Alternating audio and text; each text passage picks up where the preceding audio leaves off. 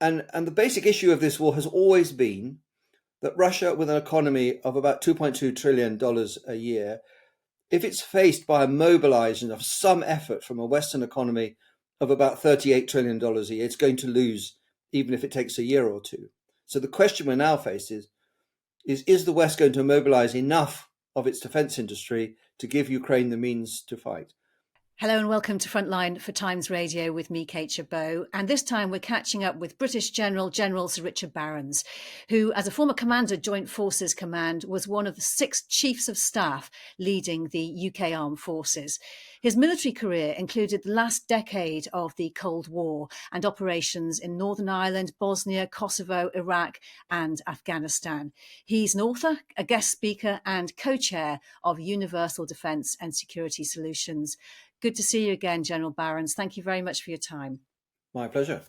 It was in that role that you recently gave a keynote speech at the Lucerne Dialogue, which gathers together hundreds of decision makers from industry and politics across Europe. You set out by saying that the war in Ukraine is a symptom of a new era of existential risk. Can you explain what you mean by that? Yes. So for many of us, our adult lives were conditioned by the post-Cold War era, when we had a single superpower, the US, and there was no existential threat of invasion or violence to most of Europe, but particularly, of course, the United Kingdom. And that era has now finished, and that we're returning to a world of multipolarity. And we might define that by shorthand, as in one camp is liberal democracy led by the US, but with Europe playing a very significant part. And in the other camp, autocratic capitalists like China, in fact, led by China, with Russia as part of the supporting cast. And a very large amount of the world, wrongly described perhaps as the global south, looking on and wondering whether they need to choose, and if so, who to choose. And it's not obvious to many of them that it's our camp, the Liberal Democrats. And this contest brings us back to a world where nations may fight, not because they want to in a discretionary way, such as an invasion of Iraq or Afghanistan, but because they feel they have no alternative in the interest of their security, their prosperity, and their own values. And how does the war in Ukraine and the conflict in Gaza fit into that context? So if we take the context of the war in Ukraine, this is a war between Russia and Ukraine, but is essentially a confrontation between Russia, part of the camp of autocratic capitalists, and Russia absolutely does not want to live in the way that we live in the West, doesn't subscribe to our liberal democratic values, and it is confronting us, the West. And there's a very cogent argument that if Russia feels it has succeeded in Ukraine, it will be tempted to renew its thrust for empire and a sphere of influence elsewhere, including inside the NATO area. And Russia is aligned with China. China has not provided much warlike support to Russia, but nor has it intervened in a way to make Russia stop. And in Gaza, we have on the one hand Israel supported by the United States, though clearly in a more questioning way, given the manner in which Israel has conducted its operation. And in the other camp are the supporters of Palestine, and through them connected to Russia. And it's interesting that some distinguished academics like Professor Gwyn Prince and others starting to talk about, are we beginning to see a confrontation that will feel like the 7 Years' War, where you have lots of little conflicts which are independent and have their own motivations, but if you link them up, it comes down to great power confrontation. And the war in Ukraine has invigorated NATO, contrary to what President Putin would have wanted. As the alliance approaches its 75th anniversary, you describe us as being in a pre-conflict period. What do you mean by that? So we habitually think of ourselves as post-conflict, and many in Europe for at least 2 decades thought that in the wake of the end of the Cold War, we had grown out of war. We'd certainly grown out of kinetic war, even if we were, considering we might cyber and tweet furiously at each other as a substitute. And that's all gone now. And if you look at this combination in our world of the confrontation between autocratic capitalism and liberal democracy, at the same time as our planet is arguing with us about our abuse and our expectations. So we're going to have a contest for resources, and we're going to see profound instability from the known effects of the climate change that so far we have failed to see off. And if you then add to that the disruption and dislocation of the digital age in the way that it's going to do two important things. It's changing how we live, work, play, and fight. And it is going to create technology, AI and robotics principally, which can be combined in weapons, from kinetic weapons through to bioweapons that we probably can't understand, that we may not be able to control and are capable of destroying that. And in that mix would be nuclear weapons, particularly, have you seen in both Ukraine and Gaza, some people advocating the use of small nuclear weapons as some sort of solution to the crisis. So in that mix of confrontation, the effects of population growth and climate change, the disruption of the digital age, and the proliferation of nuclear weapons, we are living in an age of existential risk.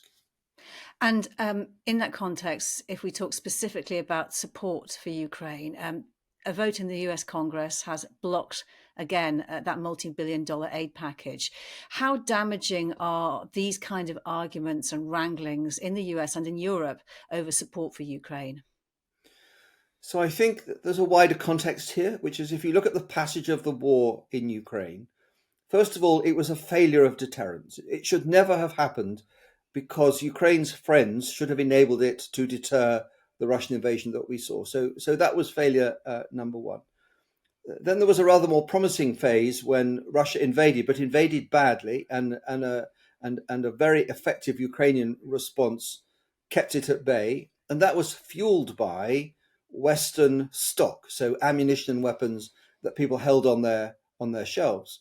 And then there was another phase, which was essentially supporting Ukraine in building the capacity for the much heralded counteroffensive of 2023, which has failed. It's not even achieved its minimal objectives. It's got nowhere near its maximist objectives.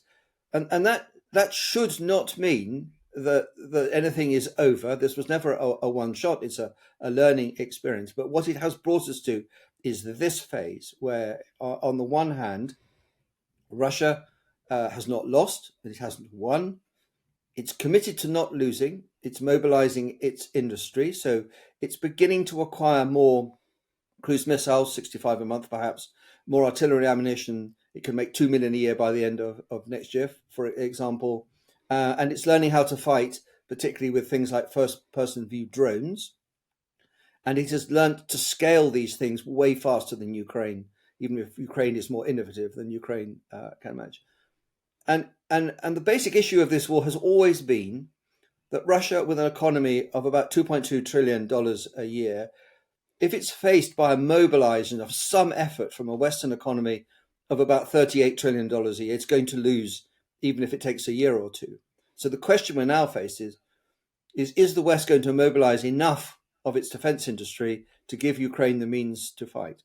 And that conversation in the US, dominated by the Republican Party, has put a big question mark over this, amplified by the diversion of attention and some stocks like ammunition to Israel, given what's happening in Gaza today. And then if you look at the European Union, it promised 1 million artillery rounds within a year. It might make 300,000. It is simply not kept up with the gap between Ukraine's ability to expend ammunition and equipment and the demand for the West to mobilize its defense industry.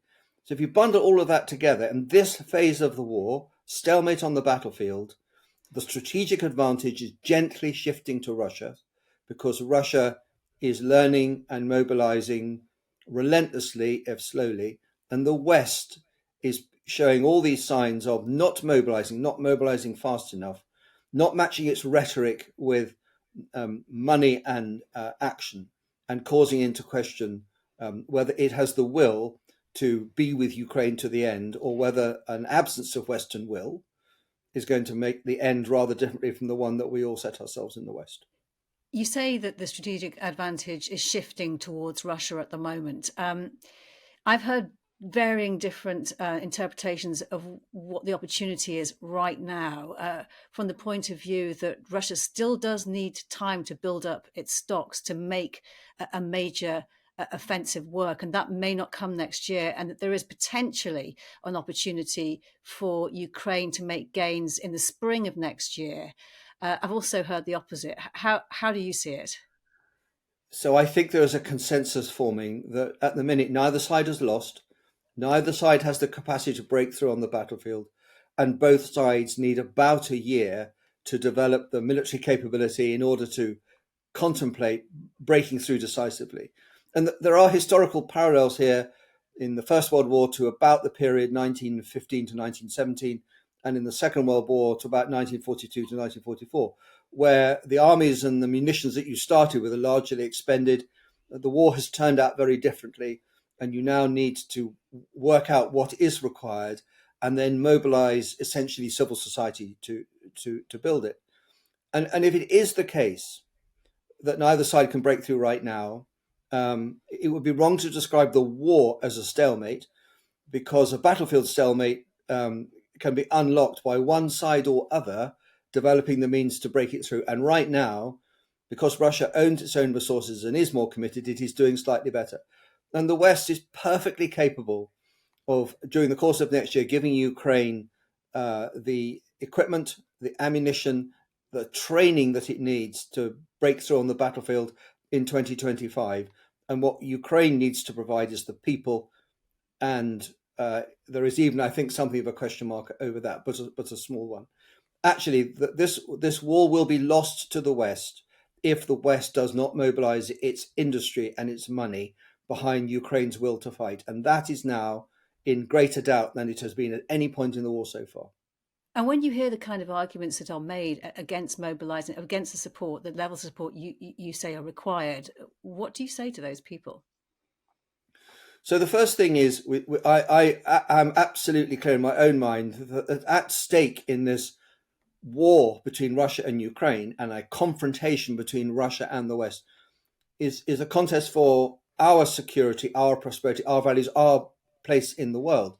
Because if Russia is successful in Ukraine, and currently Russia sits on about 18% of what we would define as Ukrainian territory, then it will have shown us and itself and the rest of the world that it's okay for a regional power, which is what Russia is, to take territory by force when we all thought we'd given that up in Europe wrongly, to build a sphere of influence, and to dictate the outcome to the people that it essentially occupies in how they live.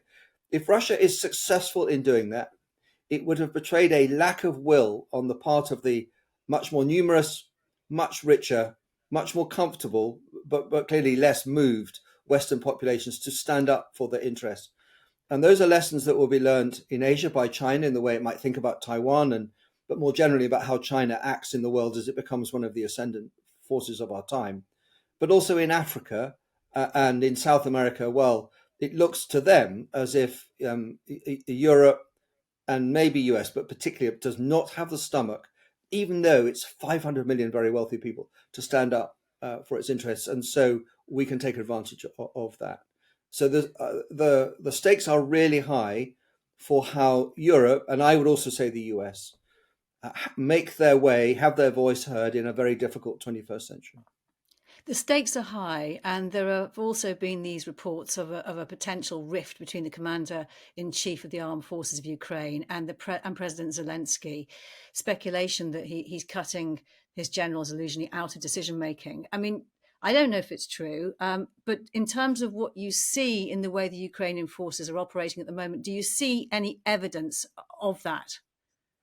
So first of all, I'd always expect there to be a creative tension between a commander-in-chief and the head of state. One is responsible for the conduct of a military operation, and the other is responsible for how a country fights a war and manages the aftermath. And it's a very bad idea for generals like me to pick and choose not only what wars we fight, but also how we fight them. It has to be regulated by civil society led by politics, because this is a whole of society effort. I think what is true is you would expect the commander-in-chief to articulate as the senior military advisor, why they have struggled this year and what they need to do to break through. And the Commander-in-Chief has set that out. If you are the political, indeed the leader of the whole country, you might prefer that conversation isn't disclosed too widely, and you absolutely are responsible for maintaining the motivation, not just of the Ukrainian people and armed forces, but the support from allies, and you want to own that discussion. And this is really no different to the very challenging conversations between, say, Field Marshal Allenbrook, the chief of the Imperial General Staff in the UK in the Second World War, and Winston Churchill. They had many serious fights, but they still managed to work it out in the end. And in terms of the challenges, there has been growing vocal criticism of the counteroffensive, which you mentioned before, by Ukraine's allies. Two reports in the Washington Post detailing different assessments and opinion going as far as a rift between the US and Ukraine over when it should have started, how it should have been conducted, the high expectations on how Ukrainian forces would adapt to become a Western-style fighting force. Do you think the West provided too little too slowly and expected too much too soon? So I think it's a combination of a number of factors, and a lot of the debate now is comprehensively informed by hindsight. The first factor is Russia is on the defense, and it knows how to build a coherent military defense at scale on a front line that's about 1,200 kilometers long now. So 3 heavily fortified lines of trenches, huge minefields. These minefields supported by a lot of artillery and pre-planned tank-based counterattacks. Throughout military history, it has always been really difficult to succeed against a well-constructed, well-held fortified defense. And in this war we're seeing in Ukraine, there were 2 factors at play. One is the advent of essentially drone technology, but the battlefield is now transparent. And what neither side is able to do right now is to assemble a large attacking force just out of harm's way in order to deploy it at scale and at speed to attack, because it's spotted as it assembles and is destroyed by precision weapons. So the defender has the advantage in this battle. Now that plays to Russia in terms of seeing off the counteroffensive, and it plays to Ukraine as they now see off quite successfully some Russian offensives that are going on in the east of the country. The second thing is, I think there's too much invested in the training and the equipment from NATO that was provided to Ukraine over about a year, because what we saw were people who had better equipment, but could only operate it in very small numbers. And one of the features here is, on the Ukrainian front line, in some places, the average age of the Ukrainian soldier is 45 years old. Most wars are fought by 19-year-olds because they think they're immortal and they move really quickly and they're quite hardy and easy to motivate to fight. 45-year-olds are a bit slower across the ground. But because this is a citizen army, it tends to be very specialist. So a brigade, which might be 3,000 or 4,000 people, could only muster about 2 companies worth, which is 200 people, of soldiers who knew how to fight, who could go into the assault. Now that's a tiny number of people, which can therefore only consider very small objectives. And if you've only got 2 companies worth capable of assaulting a brigade, you can't lose them all in the first afternoon. So that will cause you to husband your manpower. And what we're seeing now are assaults of 15 Ukrainian soldiers fighting for individual bits of a wood line or a wood. So they're only going to do really small things. And then there is this split in the Ukrainian military between those, generally the new and at the bottom of the structure, who have had some Western training and some Western equipment, and the command structure of Ukrainian armed forces largely come from a Russian orientation, and they think differently about operations, and fusing these 2 things together really difficult. And before we get far ahead of ourselves on this, if we go back to the First World War and the creation of the Kitchener Army by the UK, masses of civilians were mobilized, and it took from 1915 until 1917 until they had mastered the art of combined arms land warfare. And the British Army's greatest ever victory was in 1918, in the 100 days when they swept away the German army. It took that long to be good enough and big enough and resilient enough. And that's what we're going to see now in Ukraine, which is given the resources and given 2024, and I'd like to think a bit longer, you could generate on. You could not have done it by this year. You needed the Russians to give up and go away for that counteroffensive to succeed this year. And as was proven, that wasn't going to happen. How would you assess the ability of the Ukrainian military to come up with inventive ways of circumventing equipment shortages and capability gaps? So we've seen from the Ukrainian military an enormous capacity for innovation. And what's interesting about that innovation is it reflects the military change of our time, which is the digital age. So cloud and data and AI and robotics and autonomy and all of those things coming from civil society and being applied to how you build and operate a military organization. So Ukraine has shown it's really good at innovation. But what it's not good at is scaling that innovation. And it's not good enough to have some cute drones over here or a better app. You need to scale that innovation. And this is where it's one aspect of how Russia is securing an advantage, because Russia is able to track that innovation. This, after all, is dual use technology. It mostly relies on stuff you could buy on the high street. And Russia is acquiring more of that stuff more quickly than Ukraine can because it has the industrial capacity. And we come back to this point that no matter how many Ukrainians are willing to fight, and there appear to be a lot of them, and they're very resilient, they don't have the domestic industry to equip themselves. And if the West doesn't fill in that hole, Russia will gradually, grindingly build some sort of material ascendancy on the battlefield. The Times newspaper has been looking at the way the Ukraine has gone the offensive at sea, using a new fleet of sea drones to help open up the Black Sea corridor for the transportation of grain. I mean, you were saying that you've got to upscale the drone capability. Do you think that's something that can be built on? Do you think that is a big success, the way those drones have been used in that initiative? So first of all, it is innovation at speed. In the Ukraine has developed a brigade that runs drones, and its job is to keep the Russian Black Sea fleet at bay and to sink it where it can. And they have moved very quickly. They've taken advantage of some Western technology to do that. But we should be cautious because the success of the drone in the air and the success of the drone at sea and in due course on the land will drive the proliferation of countermeasures. And we're already seeing that in the way that the Black Sea Fleet is protecting itself against what it knows now about Ukraine's surface and undersurface drones.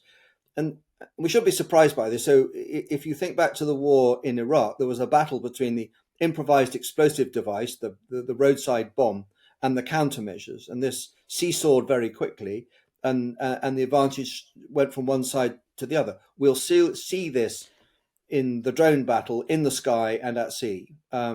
And we should recognize that what we are observing there is just one dimension of this digital age transformation of how nations will fight.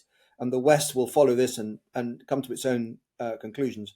As armies, navies, and air forces become a manned, unmanned, and autonomous mix over time. And the advantage will go to those who do it better and do it at scale. So is it about scale in terms of capitalising on those gains that have been made in that area? Is it about getting the scale as soon as possible? I mean, in what way could Ukrainian forces build on that and sustain that success? So indisputably, the war in Ukraine is a big war, and big wars are fought, won, and lost by civil society and industry. The regular armed forces, the sort of thing we would have seen in Iraq and Afghanistan, play an important but essentially a catalytic role. So in the case of Ukraine, they have about 800,000 people in uniform, as I say, a 1,200 kilometer front line, a war that's going to go on for years. There's nothing about that doesn't succeed unless you do it at scale. And scale means more equipment, more ammunition, more training, and more people. And I think the elephant in the room for Ukraine is they have shied away from mobilizing their 20-somethings. And there are good reasons for doing that to sustain civil society and economy. But the fact is they've got people in the front line now who know that for 48 weeks of the year, for the foreseeable future, they're going to be in the front line. And that's a really huge demand. They need more forces so that they can rotate people and rest them, and they've got to take entire formations away and train them with more equipment and more ammunition. Again, I'll use an example from the First World War. The British Army in the First World War was started about a deployment of about 100,000, 3 million at the end. And this is the sort of journey that both sides are on in the war in Ukraine. Are you thinking then that Ukraine is now facing the time where it has to mobilize its 20-somethings? So I think if they're going to have enough people in uniform and create the capability to rotate them and train them and build forces that are capable of aggressive assault, they are going to have to reach down into their 20-somethings and in many cases ask the 20-somethings to meet up with their fathers who are in the front line. Now, there is a massive risk to Ukraine. There's a population of 40 million. They've already lost a lot of people. They probably have around 60,000 people who have lost a limb. 60,000 is 10,000 or so short of the size of the entire British Army, regular army. So these are massive numbers. But Ukraine has got to do the fighting. It's got to find the people. And the job of the rest of the West is to equip those people if they're willing to fight. And if you can't make that equation work, then this war will have a different outcome. And you mentioned the training earlier. What do you think that Western military leaders have learned since the counteroffensive was launched about the kind of training and support Ukrainian forces need? So I think they will have learned they need to incorporate some of the innovation, particularly the use of drones. And my sense is that has been quite quickly absorbed in all quarters. But for Ukraine to break through these enormous minefields, they need technical innovation. Going to have to build new machines that remove mines in a way that people doing it by hand will take a really long time and arguably not guarantee success. But this is about building mass conventional armed forces. So a lot more firepower, a lot more precision firepower, so you can overwhelm the defender. And when attacking a defense like this, you'd be looking for a size advantage of at least 5-1. And if you're a defender, you'd look to defeat a force that wasn't about 5 times bigger. So this has got to be bigger and applied at the right place. And that means you've got to bring together Ukrainian soldiers who can operate artillery, tanks, infantry, engineering equipment, and air power. And an important part of this is rebuilding a Ukrainian air force that can deal with the Russian air force and help to shoot the Ukrainian army forward. All of that is a really high ask in terms of training and the time to do it. And that's why I think we're back to 2024 is unlikely to be decisive. It's going to be about consolidation. In that light, how do you expect the conflict to look next year? So I think what we're going to see through the winter and into next year is not much movement on the front line, unless one or other side chooses to walk away, which is, I think, highly unlikely. I think both front lines will solidify, so more fortifications, more minefields, more concrete poured, all of that kind of thing. I think both sides will invest in the deep attack. So Ukraine will continue to attack the Black Sea Fleet. It will continue to want high-end Western weapons to attack the Russian rear in Ukraine. So logistic dumps, headquarters, concentrations of reserves, that kind of thing, just to make it hard for Russia to keep its military machine running in Ukraine. I would expect Ukraine to continue to conduct some attacks in Russia. They're more for the optics, really, than they are for military substance, but they do change the narrative a bit. And in reverse, Russia over the winter will bear down on Ukrainian infrastructure again. They've stockpiled missiles for this purpose. I think they will continue their cyber attacks on Western supporters and in Ukraine, and they will do everything they can to try and deplete the Ukrainian will to fight. And their message will be, you're never going to throw us out, so you might as well stop now and save your children. In an interview last week, I was told that Ukrainians are preparing for the possibility of a war lasting 10 years. How likely is that? So the best estimate now is that given a huge effort from the West, Ukraine could consolidate and be equipped in the course of next year to break through at some point, and my guess it would be in the second half of 2025. So that's 2 long winters away. Now that's the best guess. The historical evidence of this is it takes longer, twice as long as you would like it to be. So that might account for a couple of more years.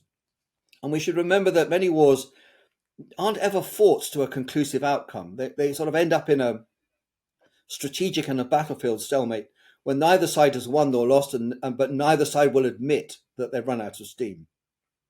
And you end up with a broadly static front line, but the thought that it could, quote, go hot again very quickly. The sort of thing that we saw in Korea, in fact, still see in Korea in many ways.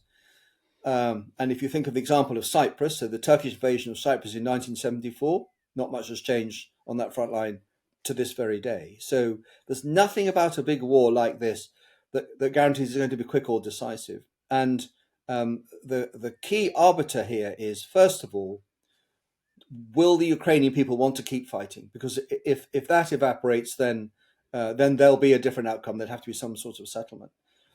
And even if Ukrainian will is absolutely rock solid, there's only any point to that if it is enabled by Western defense industry stepping up with Western taxpayer money, and Ukraine rebuilding its own industry, which it's trying to do. So the war could go on for 10 years simply because, in a rather leisurely way, in my view, it takes too long or so long to gather the material in order to be decisive, and that will be, I think, a poor outcome. Fighting a war in a way that you have enough stuff not to lose but not to win is a very unsatisfactory process. Just want to ask you about one other comment that's been made this week by Poland's National Security Agency, that an attack on NATO could come within 3 years. Do you buy that? How great a risk do you think that is? An attack by Russia, obviously. So I think a great deal depends on what happens in Ukraine. And the Russian army is very focused on Ukraine, almost entirely consumed by this. So right now, the Baltic states are facing the weakest Russian land threat than they faced, frankly, for probably 15 years.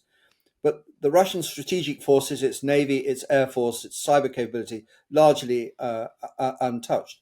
And Russia defines its lack of success in Ukraine by the fact that it feels it's fighting NATO, that it is at war with the West. So they're already in that frame of mind.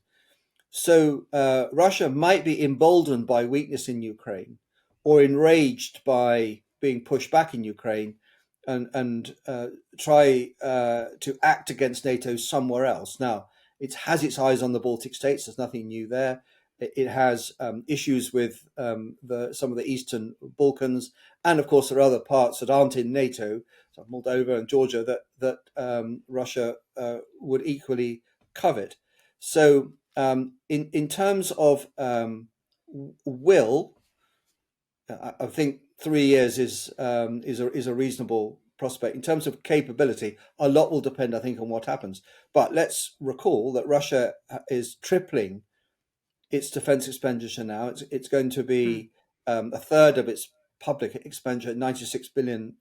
This is a heavily mobilized country, and if they're going to do that, it's not just about Ukraine. And so, and I think my concluding remark on this question would be, well, you've got to deter Russia. You don't want to just wait and see whether they attack you or not. You need to seize the initiative and make sure Russia fully understands there's no question of it succeeding in an attack on NATO. It would be to its acute and major disadvantage.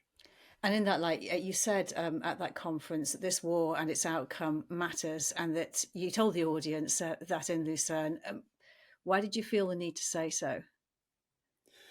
So the audience in Lucerne was very European, and in some cases quite youthful, and they wanted to talk about the European project, and many of them came to that setting with a sense of comfort and perpetual guarantee that Europe is free of harm. And Ukraine to them felt a long way away. And I really wanted to make 2 points. The first is, you may not be interested in war, but as Ukraine is found, it can choose you. And when it chooses you in the way that Ukraine has discovered, it is the same brutal, feral, dangerous, and destructive process that we've seen across the history of mankind for as long as we look back. There is no immunity to this.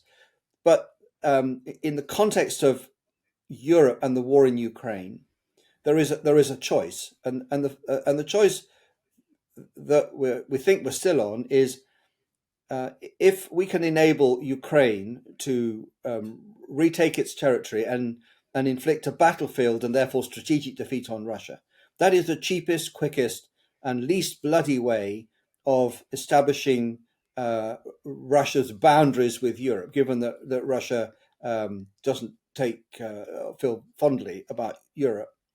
A much worse outcome is Russia succeeds in Ukraine, and then war is visited on Europe somewhere else because it's emboldened or enraged. Because in Ukraine, the blood is being spilt by Ukrainians, and it's demanding money, and not, frankly, that much money based on a European economy of 15 trillion a year to support them in fighting. Way better that Russia is put in a place where its relationship with Europe is well managed on the current position in Ukraine than it is fought with more European blood, more money, more destruction. Because as we're seeing in Ukraine and in Gaza, you can spend hundreds of years of building a civilization, beautiful cities across Europe, and then if war arrives, they're gone in a fortnight at the speed of high explosive. And that genuinely is the sort of thing that can happen. And being in denial about that or simply hoping is not really a great strategy. General Sir Richard Barrons, it's been great speaking to you. Thank you so much for your time. Thank you.